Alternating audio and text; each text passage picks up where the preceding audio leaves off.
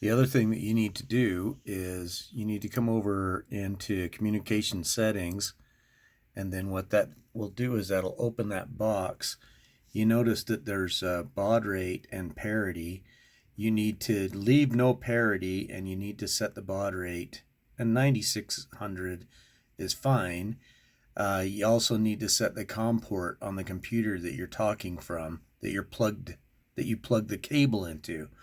And then what you do is you come into the book, and if you look at this, so you go to menu 11, parameter 23, sets the serial address as 1. We don't have to really worry about that. Then parity, I said we're going to do no parity. The drive's already defaulted there. And then we're going to, on 25, go to baud rate. You need to change that to 9600. Right there you can see the default is 19.2.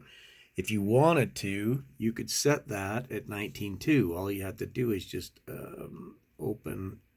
My goodness, that's hard to do. So you could go in there and set it to 19.2, and boom, you're done.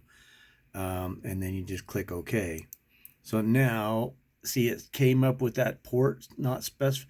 That's because we're not hooked up to a drive, and so it doesn't understand. You just click OK, and then it says there's an error.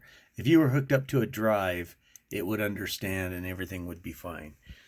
So there's it's fairly intuitive. You can go, this is what I told you on compare files. If you had a file, a default file, so let's just do this, compare files.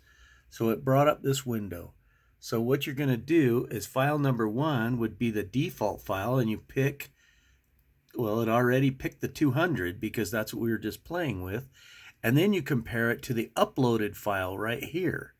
So you'd go in here, you'd browse, you'd open the uploaded file that you saved, and I'm just going to see it opens that default thing, and let's just say that down here at the bottom it saved it, and that, you know, in these files it'd say kiln 2 kiln drive or whatever.